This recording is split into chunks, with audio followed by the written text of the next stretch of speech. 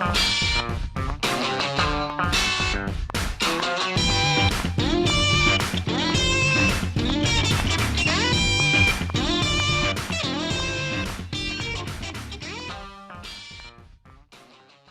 right, folks. Well, you know you're in for a treat when you hear that tune. It's time for another week of the RecPoker podcast. We are signing up for episode 589, if you can believe it. We're going to be talking to Mikha Richards in just a moment.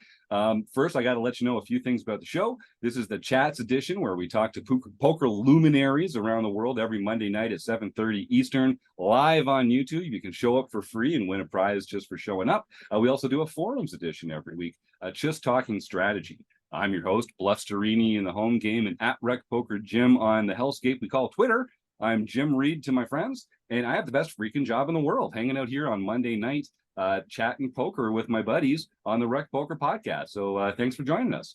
We're going to talk to Mikha in just a sec, but I have to first mention that we are brought to you by the Running Aces Hotel, Racetrack, and Casino. They are the official sponsor of the RecPoker podcast, and you can find out more about them at runaces.com.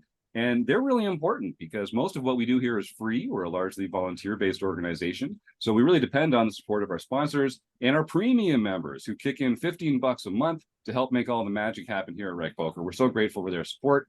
And if you want to support RecPoker without spending a dime, you can go to rec.poker/support and you'll find some excellent suggestions on how to help us along and some ways you can also buy us a cup of coffee.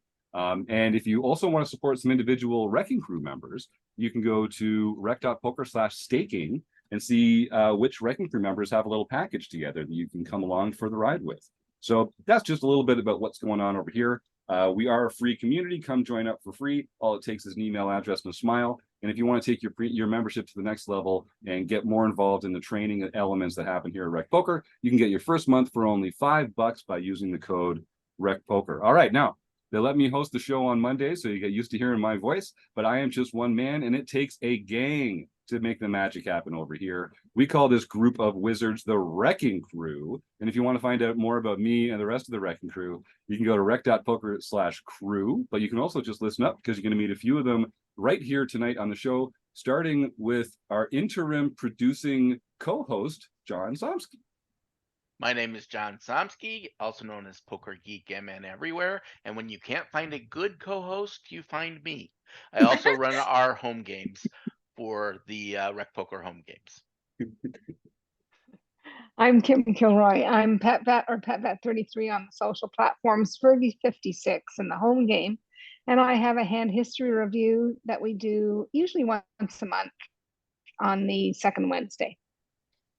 Right on. Just a couple of the RECing Crew members. And like I say, if you want to see some of the other fantastic folks involved in the leadership group here at RecPoker, just head to rec.poker/crew. All right. So, Mikha, we first met at a players party that the WPT was putting on in December for the Win Series. And I think we just sort of like struck up a conversation, had some friends in common, and said, oh, like this is someone I want to stay in touch with. Don't let me put you in a box, so I'm going to ask you the same question I ask all our guests right off the bat. How would you define your own role in the poker world? If our listeners don't know who you are, who is this Mikha Richards character? Thanks, Jim. And the feeling's very much mutual. I just remember having like a super long conversation with you and actually feeling like, man, this guy's pretty important. He probably wants to mingle with all these other people. So I'm really glad like our paths have crossed multiple times again. It's pretty great. But who am I? I'm Mikha. I currently live in Cleveland, Ohio, and I've been a professional poker player for the past 2 years. I kind of play a potpourri role in the poker community, not very well known, but hopefully helping a lot of individuals throughout their path and following their dreams or getting better at poker. So I am a Team 100K, which is a recreational and professional poker organization that helps individuals grow their game through strategy, but also the mental game. So I'm a team pro for them and really love that community that I'm a part of. And then I'm also an active member of Pocket Queens. I was just promoted to the title Sage in their server, which is totally made up. But that sounds very cool, though. Sounds very cool. Yes, yeah. Exactly. And how that came about is probably about 9 months ago. They asked for volunteers to volunteer for different committees that they were starting because it's a completely free organization, Pocket Queens. And I volunteered for either the quantitative side of it because I have a background in data analytics, or the coaching side of it because I was a leader in my past career. And they put me in the coaching. And right off the bat, I'm like, there's no mentorship in poker. And there's a little bit, but it's something that's in a lot of other fields that's really utilized because it's successful. It helps people grow. It helps especially individuals who are more introverted be able to connect with others that they might have not normally been able to connect with. So I recommended it, and I'm a little OCD. I created like a whole checklist. I thought, like, I'm gonna need to market it to these ladies. Like, here's the why you need to do this. And like, I pitched the idea, and like right off the bat, they're like, yeah, sure. Like, go ahead, create whatever you want to create. And like, I drafted a pilot program for it, and it's almost to the end of that program. And I'm so I play poker professionally, and I also just like helping out here and there around the communities that I've been introduced to. That's awesome. So I've got a whole bunch of questions. To just taking off from there, I'll remind our RECing Crew members, just unmute if you have a question for Mikha. And if you're in the YouTube chat, just type any questions that you have for Mikha, and I'll make sure that we ask them here. Also, I see Martha is back in the YouTube chat. So hi, Mom. Sorry you were having trouble connecting to YouTube for the last few weeks, but I'm super glad to see you back in the YouTube chat. I hope you have a fun time tonight. Also, to the YouTube chatters as well, stick around to the end of the show. We're going to be doing a giveaway. We always do a raffle at the end of the show to help support a local food bank, and you can win some great prizes just for sticking around and typing the words food bank into the YouTube chat. We're also going to be playing Stake, Study, Stack with Mikha at the end of the episode. So please suggest some famous poker players' names that we can put Mikha in an uncomfortable position trying to categorize. That's going to be a lot of fun. And if you are one of those super shiny, fancy people that can donate or support programs through YouTube, we actually have a super chat ability here now. We've made it, gang. And if anyone makes a donation through a super chat to the RecPoker podcast, we will share a portion of that donation with a local food bank. So please stay active in the YouTube chat, stick around, win a prize, and all sorts of fun stuff coming up with that.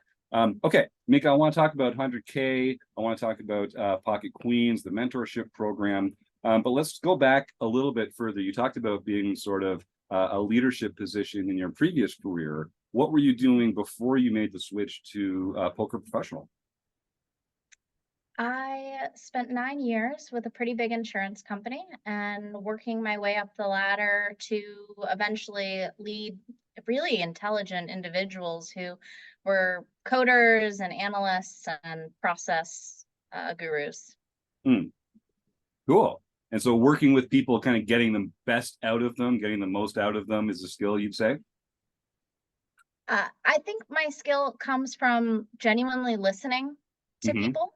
Kind of answering the questions that they don't even know that they have, and being able to identify, you might not know that this is something that you need to work on, but just hearing the language or the body, and just watching some of the things that they've done, helping direct them in a better fashion. Awesome. And you were kind of mentioning, you got right into that with Poker Queens in this mentorship program.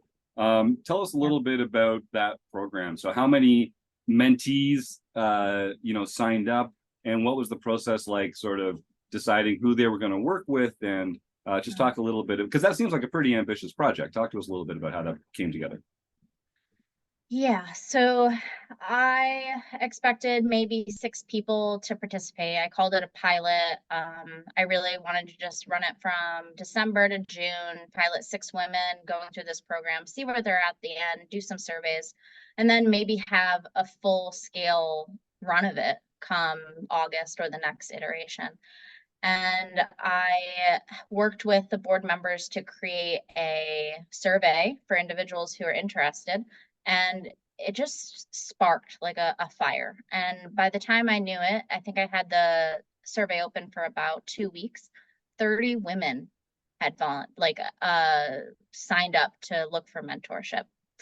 And I didn't really want to turn people away. So like I felt confident in my abilities and the, I've been in mentorship programs before. I've been a mentor before. So I thought I could actually probably facilitate this and make it work. So I kind of started, and thank God for these mentors. I started just DMing people. You're one of those people.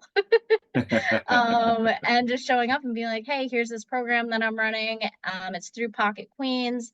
Here's the details, and created a roadmap of what it would entail, and got interest from, I believe, about 16 mentors to mentor these 30 women. And there was actually 2 men that signed up to look for mentorship. And at the time, I hope that mentorship can actually be utilized in every community that exists. I think there's a lot of benefits.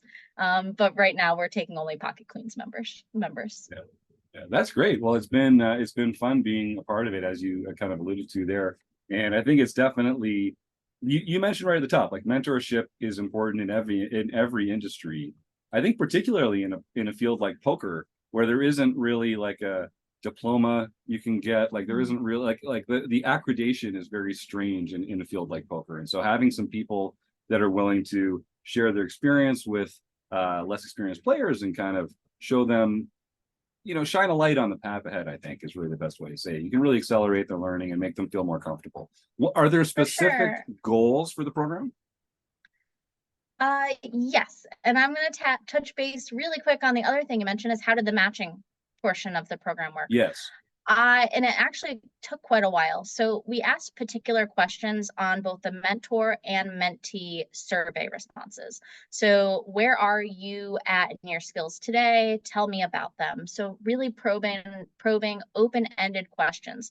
And I went through each and every single one of the responses and kind of ranked like, okay, this energy, and it's a survey, right? Like it's a piece of paper. I'm not meeting a lot of these people in person. So I could have completely missed the mark. And some of them, I've gotten feedback, I might have missed the mark a little bit, but it's a pilot. Yes. And just matching them. And I think the most important part was at the onset, kind of drafting hey, are you okay working with Jim? Here's Jim's qualifications. Here's why I think you'd be a good match with Jim. And let me know if you have any pushback or if you're looking for something more. And just having that communication back and forth really helped me match a lot of these fantastic women and the mentors that volunteered. That's awesome. We've got a question from Ginger L in the YouTube chat, who I know I've seen in the Discord already over there. Says, mention some of the mentors. Mikha, you should be proud of that. Sounds like you got some big names.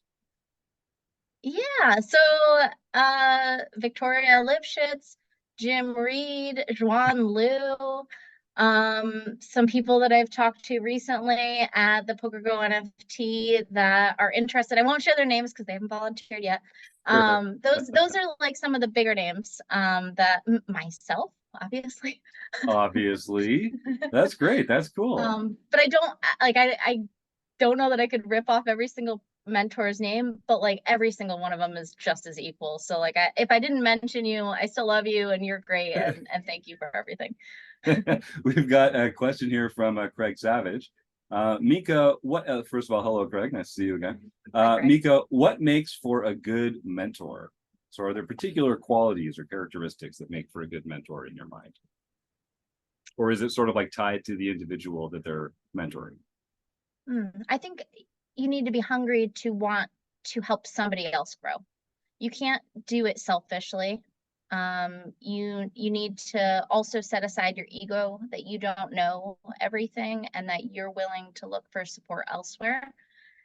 And I think just like sharing as much as you can. Don't, like in poker, there's a lot of times people hold their cards to their chest, right? Like they feel like if I share this information, it's going to get out there and it's no longer my edge. Well, I don't believe in that. I believe that there's enough room in poker for all the people that are looking to learn and educate themselves to be able to and still be profitable and make money. Yeah, I think so too. That's great.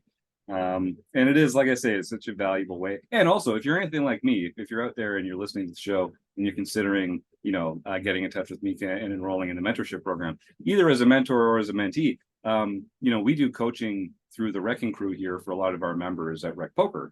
And I'm always amazed at how much I learn just by coaching and teaching and, reinforcing the notions well enough to myself that I can describe them to somebody else. Like you talk about being unselfish, but it can really it can be very rewarding as well in almost a selfish way to take this kind of role. So I think more people should do it. Kudos to you for giving it a try. Thank you. And honestly, like being a professional poker player can be really lonely, and you don't get a lot of reinforcement that what you're doing is correct, especially if the results aren't showing up with the process that you're trying to implement. But by being a mentor, you actually get to share the success of your mentees that you're working with and feel like accomplishment, where you might not get that too much when you're a professional poker player. Yep, I like that. There's some great comments here in the YouTube chat. I'm just going to highlight a few of these. Franklin, that's Bob. That's my buddy Bob Franklin. Craig makes a good mentor. I can say that for sure. Alistair Waters says, yeah, mentorship can help highlight areas of growth for yourself and consolidate what you know. I think that is a good point. And you mentioned that as well, Mikha. Like, it's hard for us to know the areas that we need help on because we're kind of so close to it. It's hard to sort of see some of our leaks, but it can actually be very obvious to outside players. Oh, you're killing it. Like, stop doing this thing. So getting that kind of objective view is really handy.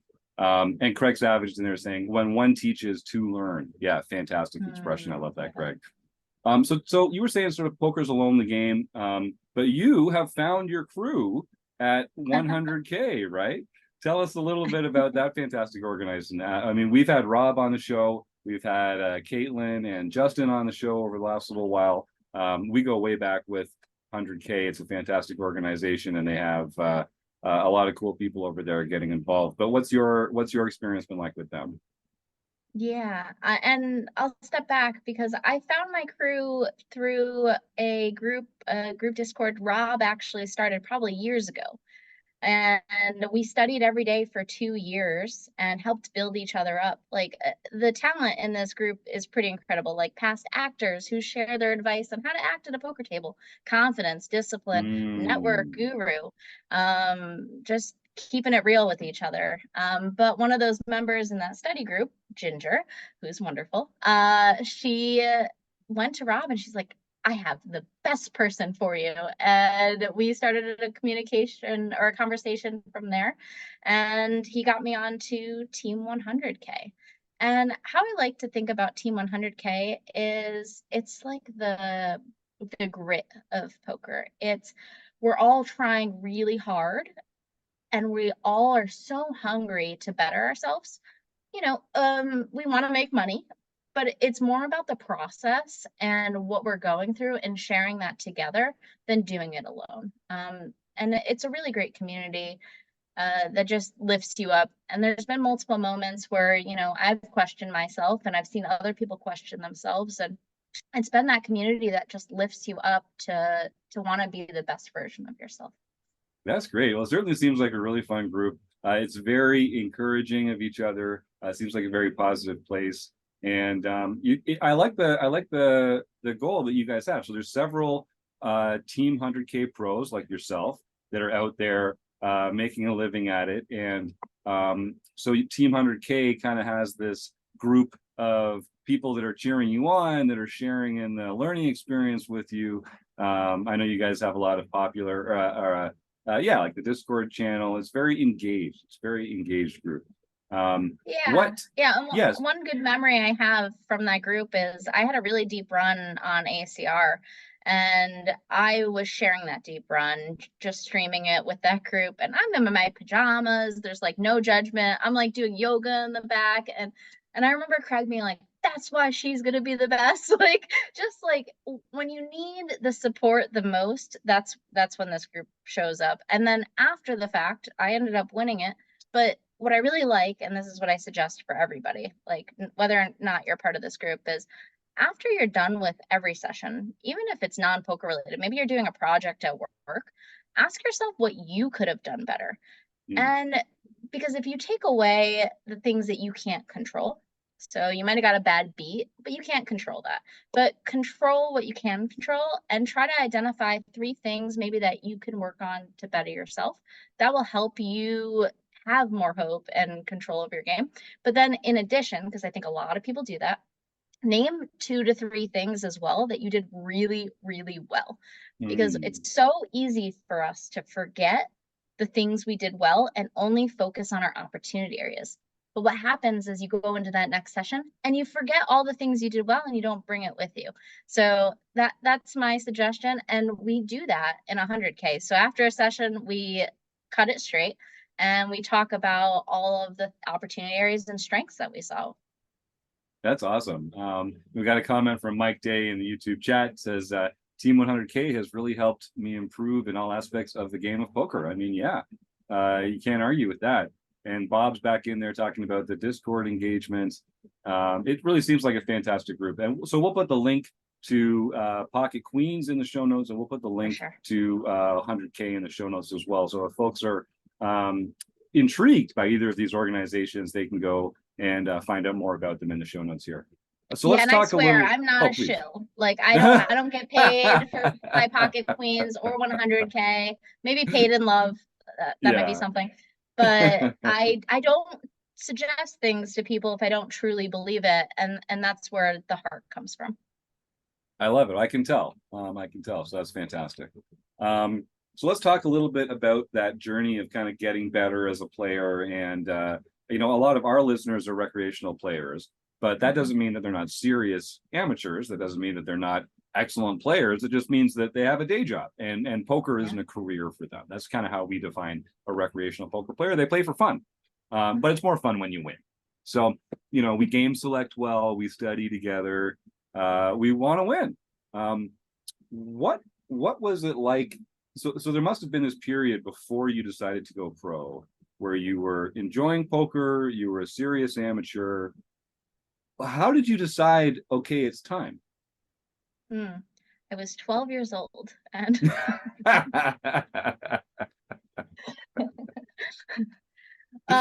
actually in 2017 I started to really pick up poker a lot more, just recreationally. And by a lot more, I went to my local casino maybe once a month. I saved up my $300 buy-in and I'd go once a month on a Sunday and try to win. And it was December 31st, I think 2016. And I remember telling my work team, we were talking about New Year's resolutions, and I said, I want to make $10,000 in poker in 2017. And that was absurd for me at the time. And January 1st was that Sunday. Don't look up the date because it might have not have been that day. But I went the next day and I came in first in the tournament and I made like $9,899. And I'm like, wow, I should have set my goals bigger. And then kind of from that point was like, maybe I'll take this more seriously. So 2019 came around. I was making really good money with my job. I really loved my job, but I was going every single weekend, traveling to Pittsburgh. The Heartland Poker Tour was traveling, the MSPT. So I would go to all those stops on my weekends. And I kind of was just getting crushed. Like I wasn't any good. I didn't even know what the word GTO meant. But I just knew like I could hang with these people. And then at the end of that like spring poker training that I was at the Borgata, and it was a $400 2 mil guarantee. And I just ran so well. I ended up getting 7th of like 2,200 people. And it was enough to like make me really step back and be like, oh, like this is the bankroll I would need, to quit my job in 2020 and really take this seriously. And then 2020 rolled around. And I was way too scared to leave my job. So I kind of just put it on hold. I didn't know about really online poker at the time, and live poker was dead in 2020. And I worked for about 2 more years, but during that time, I had really serious conversations with my partner about what does me becoming a professional poker player look like? What does support mean? How do I budget enough to make this a reality? And by taking those steps, creating a cost benefit analysis, like really planning out all the things that I could, made me able to in 2022 be able to give myself a 2-year sabbatical and be able to see if I loved poker as much as I thought I did, and try the dream out.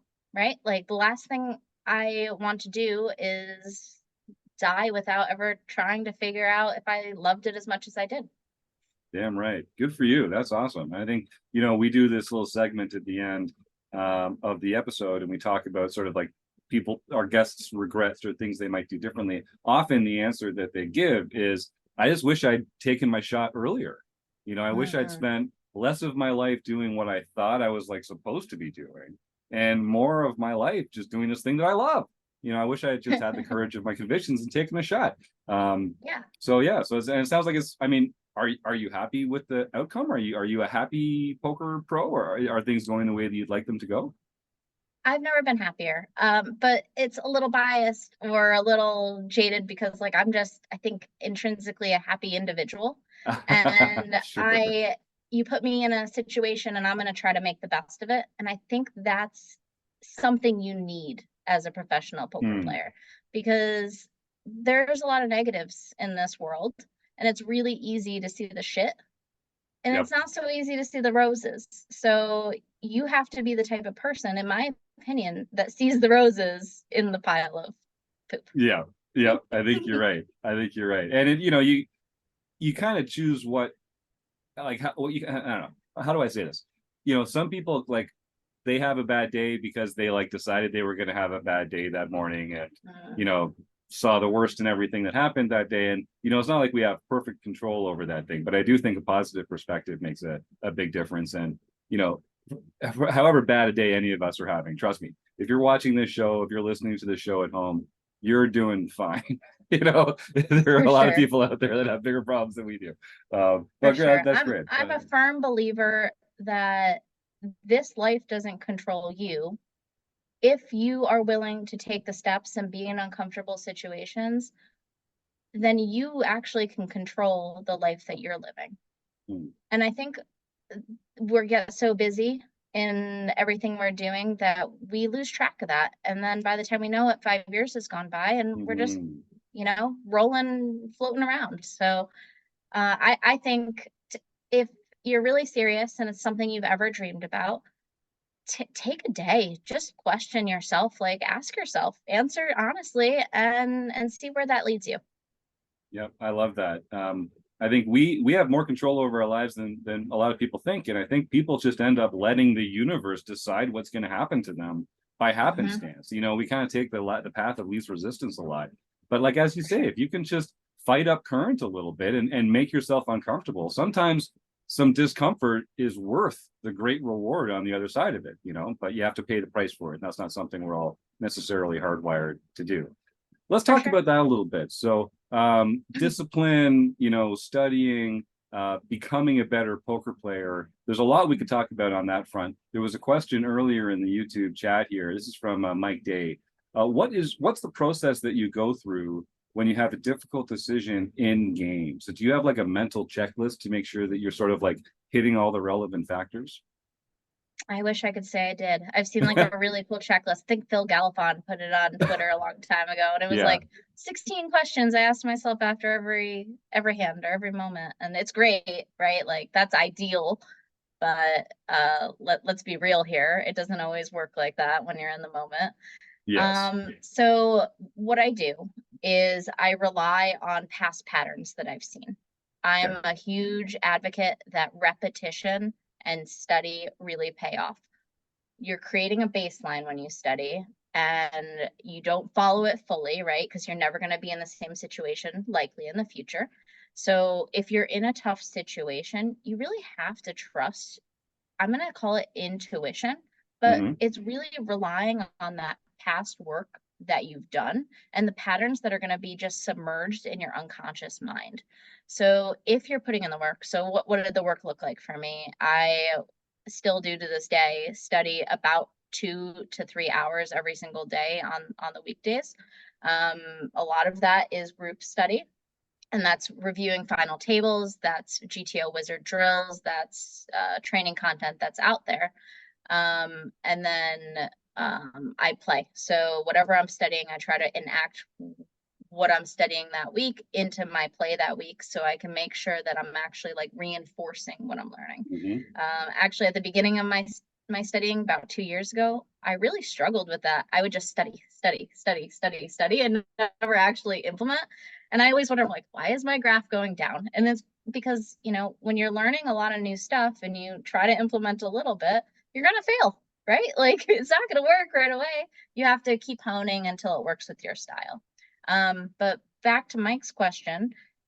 So I'm in that moment in a tough situation. The first thing I do is I kind of play like a tape in my brain. I rewind the footage of the hand and I remember what happened pre-flop. What was the timing of their plays pre-flop? Is there anything that tells me? What were the bet sizings? What is the dynamic of the table? What stage of the tournament is it? So those main questions are really going to fuel a lot of my future decisions. Right on. I see LoriAnn Persinger, another 100K member and previous guest of the shows in the YouTube chat. Hi, LoriAnn. I hope you're doing well down there in Vegas. She asks, what does your summer schedule look like, Mikha? What do you have all lined up for these beautiful warm months that we get coming up? It's a little ambitious. Mm. I created a sponsorship package, so I am selling some of my action, which I've sold a really good chunk of it. So that allows me to take bigger shots.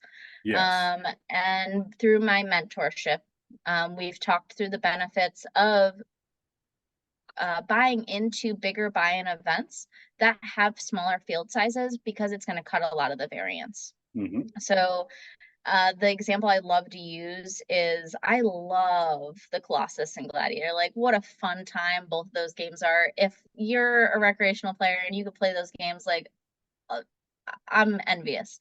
And not that I won't, but I'm probably going to cut out a lot of those because the point is I'm trying to make a living on this. And if I make it to day 3 of, say, the Gladiator, like late in day 2, that might only be $900 or $1,000 versus if I'm taking the opportunity cost of my time and maybe playing get a satellite to that might take 3 hours into a 5K, and then I min cash a 5K.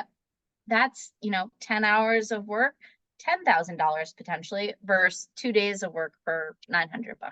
So a lot of my schedule is going to revolve around those bigger buy-ins, and really just taking a good shot into myself and the skills that I've been honing. Yeah, the large field variance, I'm not sure people appreciate how much harder that makes it statistically just to get to a big payday. It's true that in the large field, the top prizes are bigger because there's more people paying into the prize pool.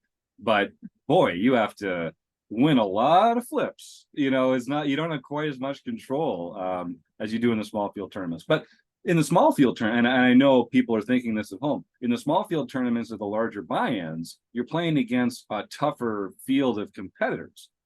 So how does that change how you approach the game? Is it just that you're going to get into, ultimately you're only playing against the other 8 players at your table. So Sure. if the other tables, people are busting there just like they would be no matter how many tables they had out there. A small field tournament's still better. It's going to be harder playing against better players though, no? Sure. Yeah. And table selection is a huge part that we have no control over.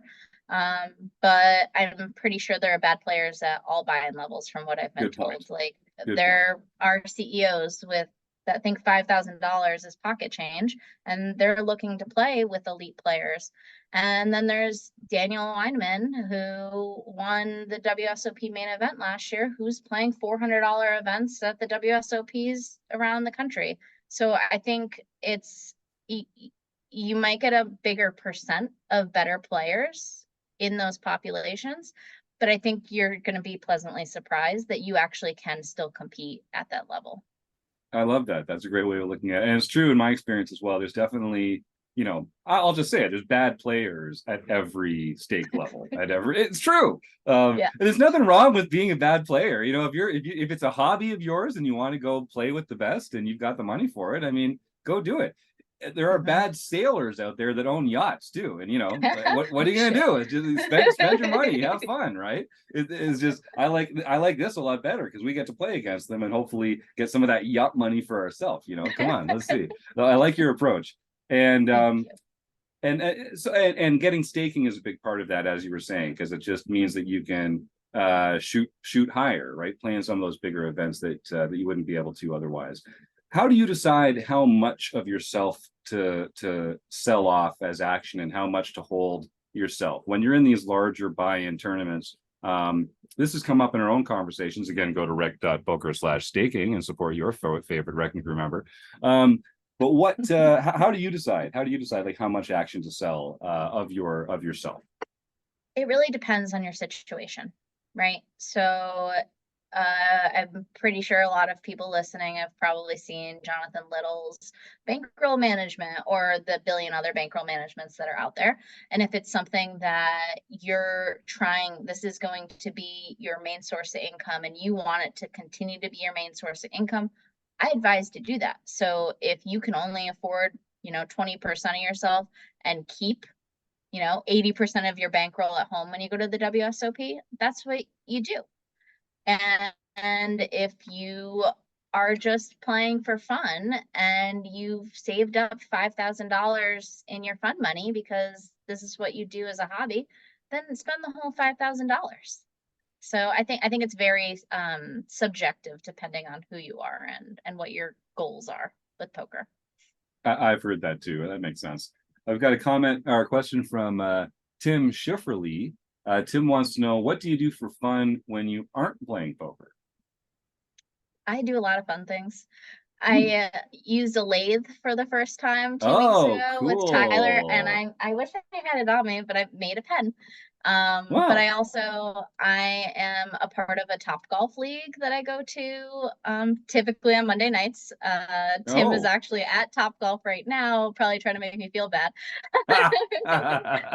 Well, thanks for taking this time with us. That's all right. I appreciate that. That's awesome. But yeah, so I travel a lot. I eat good food. I spend time with my family, and I do a lot of things. Like I think that's actually helped me identify poker as my dream. I think a lot of people don't know what their dreams are, but I tried everything I could try.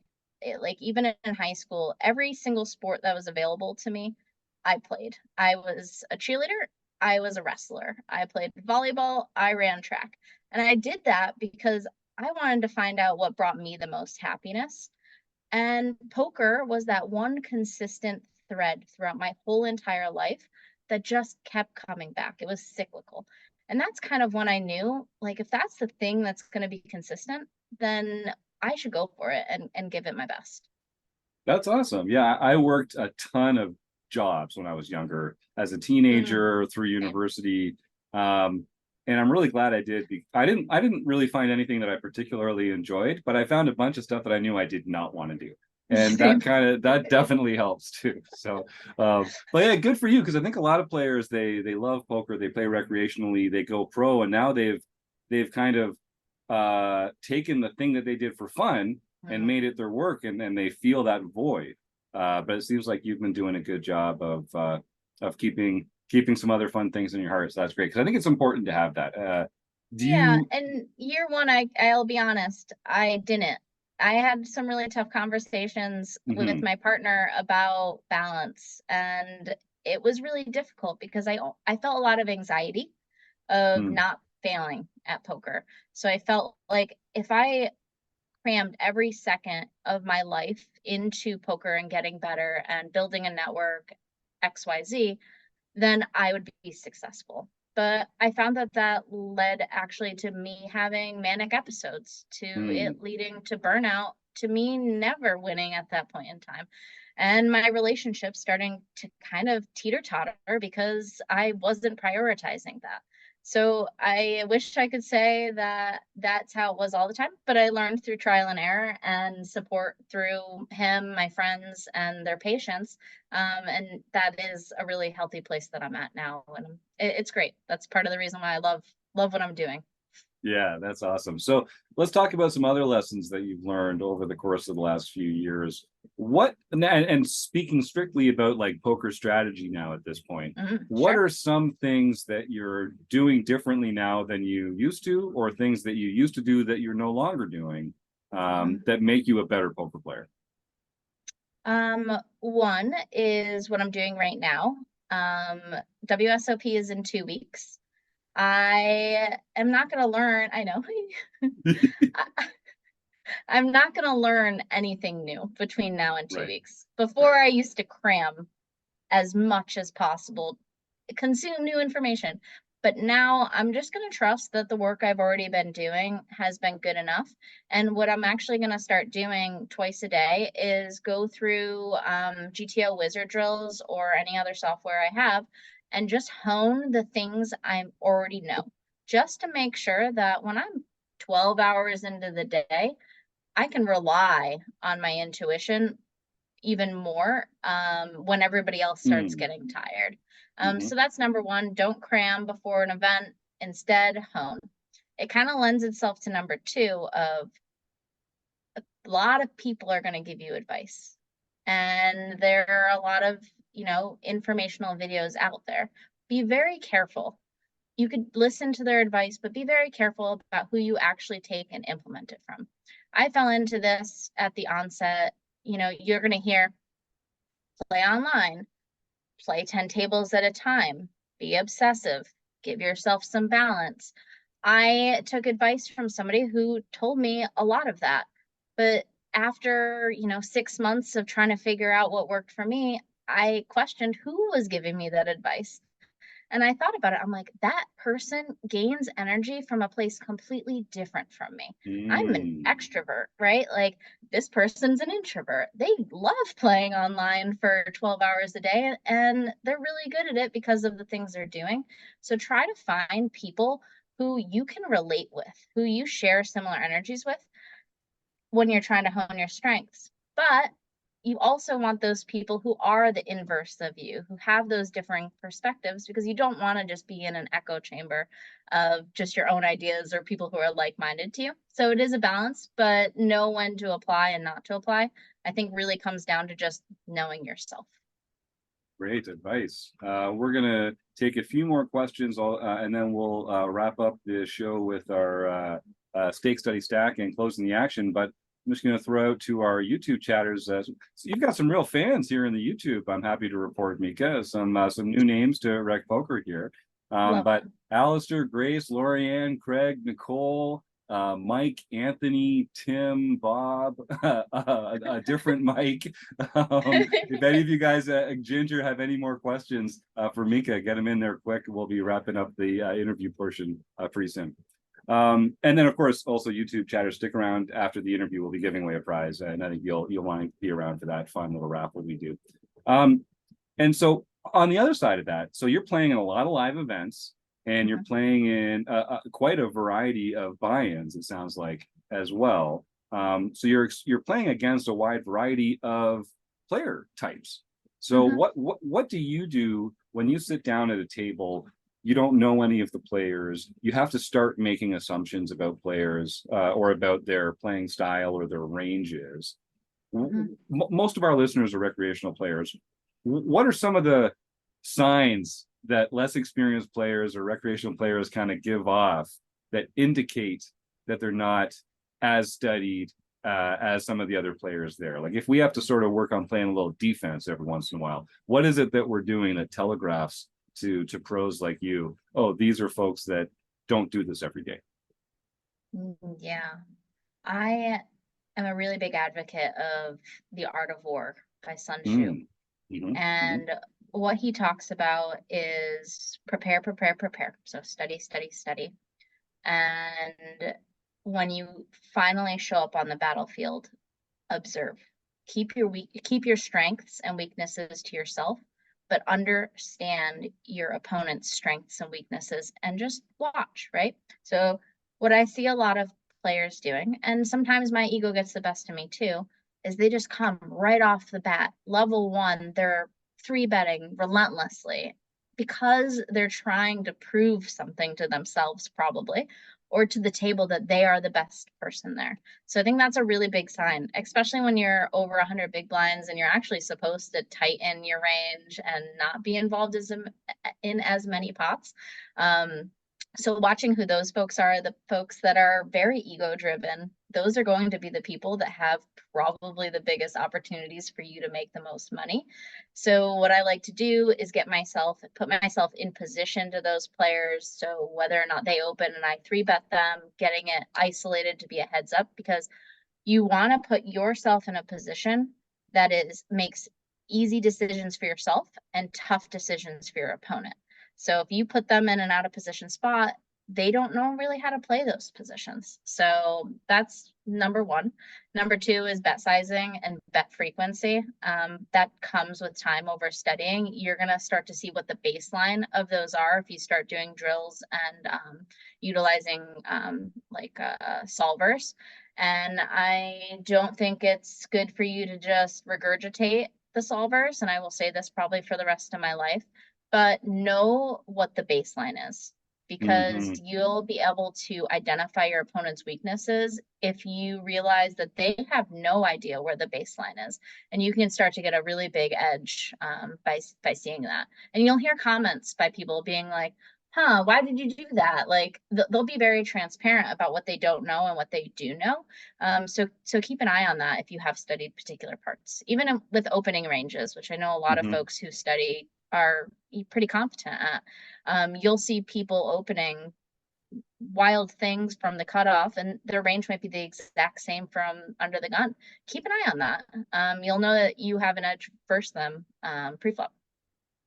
And what about on your side of things? What are some of the kind of breakthrough epiphany moments that you've had over the last few years as a pro that, you on the other side of it, you've been like, oh, I get it now, right? This thing clicked with me. How can you describe some of those concepts or moments to our audience?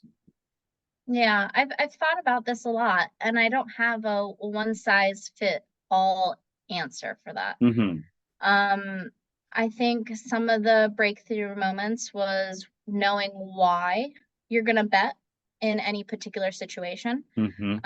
So understanding, am I betting for value? Am I betting as a bluff? And when you answer that question, understanding, are you getting better to fold, or are you getting worse to call off your bet, are probably 2 of the most important questions that have come into my game that have really helped elevate my skills. I love that one. That one rings true to me as well. I feel like that's a big, people just bet. And they like, oh, I have a strong hand, I'm gonna bet. Or I don't think he has it, I'm gonna bluff. So that like value targeting and bluff targeting, I want to reinforce that to our audience. Like, know why you're making this bet. Is it to get a better hand to fold or a worse hand to call? And then let that guide your sizing. Great answer. That's like such an important thing. We got another question from Mike Day here. How do you wind down after a session? I like long walks on the beach and in Cleveland. Yeah, that's right. Those Cleveland beaches. Yeah, there's you've got a waterfront there. We do. But we get amped up over a session, and especially if you're a tournament player, there's only 2 ways that tournament ends: you win the whole damn thing, or you lose. And sometimes when you lose, you make some money losing, but like it's a bittersweet experience. I don't need to tell you. Even coming in second place is like, so emotions are high. The brain is racing. I think a lot of people have trouble going to sleep afterwards, even if they have to get up for a day 2 the next morning or something like that. Do you have like a routine, or you mentioned like yoga? Is that part of it, or do you like what has worked for you when it's like, okay, got to turn this off and sort of move on? Yeah. It's interesting. I am kind of at this stage, and I think online poker has really helped me see the repetition and see the worst of the worst scenarios. That Mhm. I'm kind of, what is the term, where you're just not fazed by it anymore. And I kind of just treat it like if I had a day job and I went home and I'm not thinking about it anymore. Mhm. When I am in those moments, right? Like, so I'm playing the main event this summer. When I busted in second place, I'm gonna lose some sleep over it.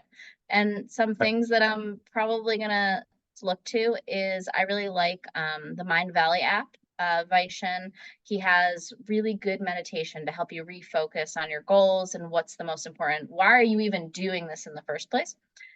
Or whatever works for you. So getting some really good sleep after is actually one of the most important things for you and your poker longevity, especially going into the summer. Sleep is probably, people just think like, I'll sleep when I'm dead. But if you want to bring the best version of yourself, try to get 8 hours of sleep. Don't go out clubbing at night. Don't, you know, I don't know what other things people do. All those life leaks that people do. That, All yeah, those yeah, little totally, things. totally. Just prioritize your health. I guess is the most important thing. But yeah, I like reading fiction. I like walking. I'll have a beer once in a while and enjoy that. And just kind of take your brain off of it as much as possible. Good advice. We've got a question from Neil Jaworski. Wants to know if you play cash as well as tournaments, or just it's like, I know you're a professional tournament player, but do you play cash as well? I'm learning how to play cash. I wouldn't say I've actually put myself in too many cash situations, but it is on the horizon. Nice. Okay. And when you say like you're learning cash, what are some of the sort of like the key or just big picture differences in how you might approach a cash study versus tournament play? Ask me in a year. Yeah. All right. Yeah. You did say you were starting it, so yes. When we talk next summer, you can let us know. All right. Well, folks, I think yes, that's right. That is the end of the interview portion of the show. So, folks in the YouTube chat, stick around. We're gonna just do a couple more segments here, and then we'll give away that fantastic prize. So we are going to play Stake, Study, Stack. I have been taking notes with folks in the YouTube chat, and we've got a few names here. So Stake, Study, Stack, if you don't know it, is sort of like a Kiss, Marry, Kill, a game we all might have played when we were younger. I'm going to give you 3 names. You have to choose one to stake in a poker tournament or cash game, one to study with, and one to stack at the tables and just take all their darn chips and break their heart right in front of you.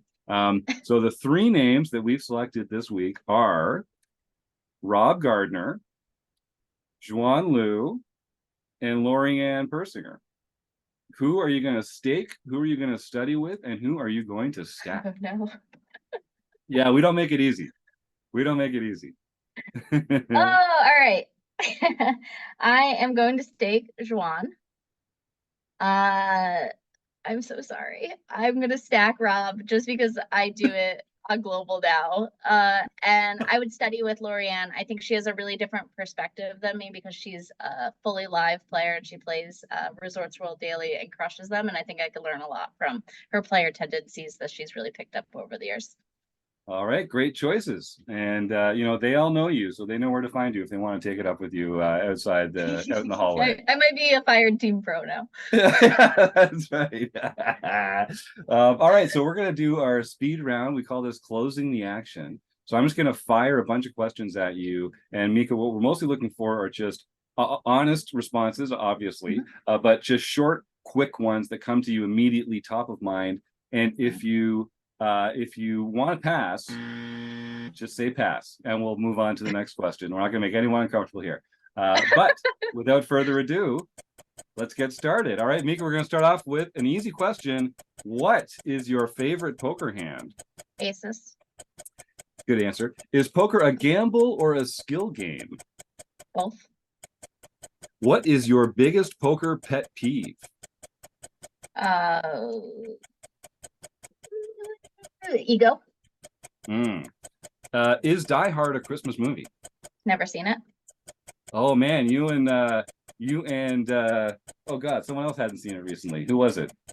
I'm losing my mind now. Okay, we'll get back to that later. Is a hot dog a sandwich? No. What about an open face sandwich? Is an open face sandwich a sandwich? If the word sandwich is in it, it's a sandwich. Hard to go wrong with that, right? Oh, it's Lexi Gavin. That's who also hadn't watched Die Hard. There might be a Vegas December-based Die Hard movie watching event happening. Stay tuned. I think Dan Lowry and Lexi Gavin might be going down for that one. Okay. Should vacations be lazy or busy? Adventurous. Is a royal flush a straight flush? Yes. Is a straight flush a flush? Yes. Is a straight flush a straight? Yes. All right, we're getting to the bottom of a whole bunch of great stuff here. What's your favorite brick and mortar poker venue? Win. And what's one thing you're afraid of?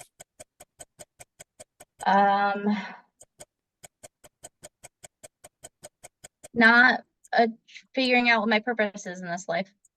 Oh, I like that. There's a yellow light coming up. Quick, slow down or speed up. Hit the gas. Who's your poker nemesis? Anybody who slow rolls. Good one. And what's one thing that you cannot live without? Love. Okay, great answer. Nice speed round. So the last question is one we ask all our guests. So you've led this rich life. You've been a poker pro. You're on top of the world. But someone comes up to you with a gun to your head and says, Mikha Richards, you have to go back into your life and choose one thing to do differently. What's the one thing you would go back and do differently in your life? I would have learned how to say no sooner in life. I think this is something a lot of women face, where our value comes from the things that we contribute back to society. And I think I would have had a lot less regret and a lot less guilt, and a lot just happier moments in life if I had learned to say no sooner. Great answer and a good lesson for everybody out there. You know, Mikha, you and I know from our conversations, we're both like pleasers and helpers, and we want to make people happy and like help them. But you know, you're only one person, right? And you can't light yourself on fire to keep someone else warm. So saying no is a powerful, it's true, right? So yeah. And if you want to be able to help, you know, the people that are closest to you, you know, you need to keep yourself available to do that. So that's a fantastic answer. I applaud that. All right, let me do some quick math here. We got, carry the 7, 924 points. Pretty good score. And Mikha is in the 900 club. Way to go, Mikha. Fantastic result in closing the action. All right. Well, folks, if you want to start typing the words food bank into the chat there, that's all you need to do to enter our prize. We're going to do a raffle in just a few minutes to give away a fantastic prize. And the reason we do this is because a lot of people are struggling these days. It's a tough world out there, and it's not, you know, it's getting tougher. So some people that you might not expect could be having a little trouble putting food on the table, feeding a loved one, feeding a child. You know, we try and remove the stigma from the word rec here at RecPoker, and we're also trying to remove the stigma from folks that need to visit a food bank and just get some help putting food on the table. So it's a great way to make the world a better place. It's a great way to do a lot with a little in your own backyard. So I'd encourage folks, if you just pull out your smartphone, Google food banks near me, you'll find some organizations that could benefit from a few bucks out of your pocket, a few hours out of your week volunteering, or a few non-perishable food items from your pantry. And the way we're just going to raise some awareness here on the show, just type the words food bank into the YouTube chat, and we'll give away a fantastic prize as soon as we get to the end of the show here. Mikha, we're going to make sure that we link to 100K and the Poker Queens program in the show notes here. But if folks want to reach out to you and say, hey, thanks for being on the RecPoker podcast, or thanks for that great advice, you changed my life, what's the best way for them to do that? Are you a Twitter? Are you a Facebook person? Instagram? What are your socials, and where can people find you? Yeah, I was just about to say, Kim just beat me to it. Pocket Queens. Oh, what did I say? Saying poker, but there is a Poker Queens too. But oh no, it is Pocket Queens. I'm sorry. Thank you for that clarification. Well, if you're a woman and you love poker, you can see me at Pocket Queens. So I'm very active in the Discord. I'm also on Twitter, but not very active in Instagram. But I really, with the whole food bank stuff you're talking about, it just reminded me, if you don't know Caitlin Arnwine, and I know she's been on here and so is Justin, but she is one of the bravest individuals that I know. And she's really out there on the doing the groundwork for the homeless community, which I think really correlates with your food bank efforts. So like check her out. She has a lot of great tips on if you're a man and you want to support women in poker, how to do that. So I just wanted to give her a little plug. And then also, like, thank you so much for having me on this podcast. And thank you to everybody that showed up to support me. Like, I've had people supporting me over the past 2 years, and without them, mom, dad, all my parent-in-laws, like, they've just been incredible. So thank you so much to everybody out there. That's awesome. Well, Mikha, you're a pleasure to have on the show. I'm glad we got a chance to connect again. And I hope our paths continue to cross, and that we get a chance to catch up again this summer down in Vegas, hopefully. So without further ado, thank you again for coming on the show, and keep doing the fantastic work that you're doing. Hope to see you again soon. Thanks, Jim. Peace out. All right. Well, that was Mikha Richards, everybody. Looking forward to seeing what the RecPoker Nation has to say about Mikha. She's been a pleasure to talk with over the last little while. Sounds like she's making some great friends over there at Pocket Queens and at 100K Studios. So congratulations to both of those organizations for snapping her up. Keep typing the words food bank in, folks. We're just going to go over some recent home game results with the one and only John Somsky, and then we'll give away a prize and get the heck out of here. John, what's been happening lately in the free Play Money home game club that people can join by going to rec.poker/home game and compete for free, but win real prizes? Wait, can that all be true? John, is that all true? That's absolutely true. Wow. And on May 13th, we had our Tournament of Champions for players who won a tournament in April. And Graphic 16, Roger Schutte, got his first TOC victory for the year, his second TOC victory lifetime. There are not very many people who have won more than one. I'm glad it's Roger. Roger's such a gem of a guy. That's awesome. Way to go, Roger. Then Jay Sedum, Jeff S., got his fourth nightly victory for the year. East Coast Spitter, Ben Enslow, got his first nightly victory for the year. Nice. LL Tahoe got his or her third nightly victory for the year. Digging 8 Graves got his or her first daily mixed victory. Now, this event was accidentally no limit Omaha 8 or better, which is not a game that should ever be played. It has been changed, and for the following weeks, it will be limit Omaha 8 or better. That's why it's the practice mixed game, because we're practicing too. That does sound like a very volatile game. Yeah, I mean, I have played it, and it is legitimate to play at pot limit, but that even PLO 8 is known in some circles as the devil's game, and rightfully so.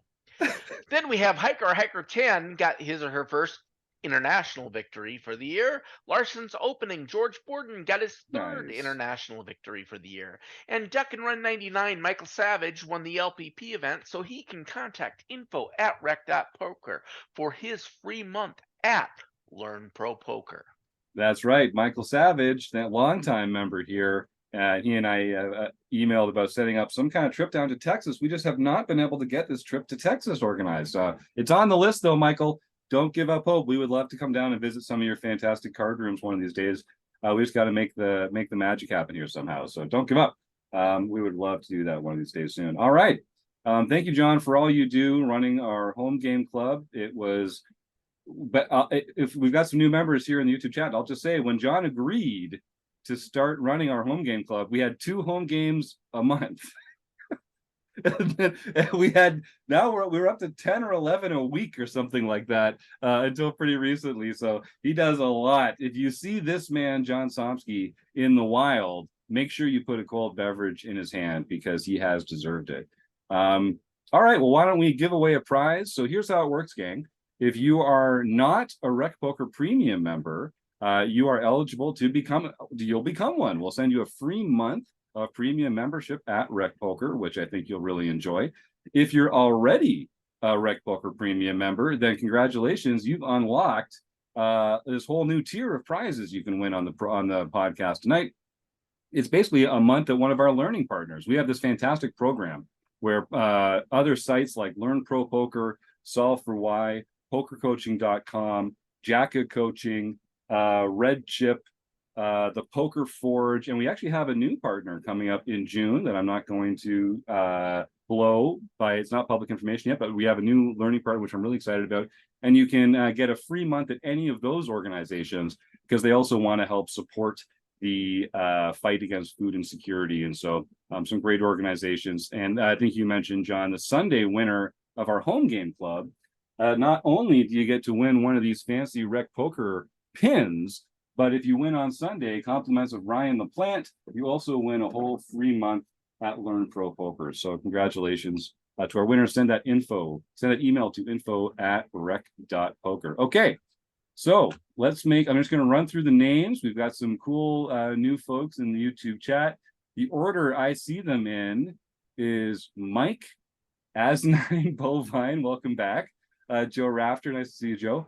Mike, Stu, Tyler, LoriAnn, Alistair, Joe, Ron, that's 10, and then Trevor is 11. Okay, so I'm a big nerd. I have a 12-sided die here. So we'll roll the 12-sided die. If we get a 12, I will make a donation to a local food bank.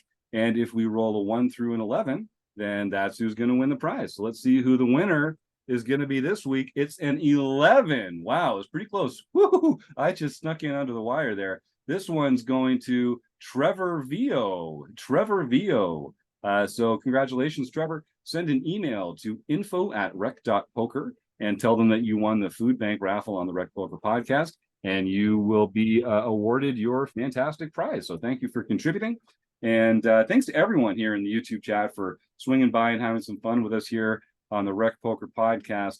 I have to thank again our sponsors, the Running Aces Hotel, Racetrack, and Casino. They're fantastic, and we couldn't do what we do without them. I want to thank Mikha Richards, of course, for being such a fantastic guest. All the great people at Pocket Queens and 100K Studios for what they're doing to make the poker world better. Kim Kilroy, John Somsky, all the YouTube chatters, and of course, you, the audience at home. We couldn't do it without you. Thanks for tuning in. We'll see you next week on the Rec Poker Podcast. Good night, everybody.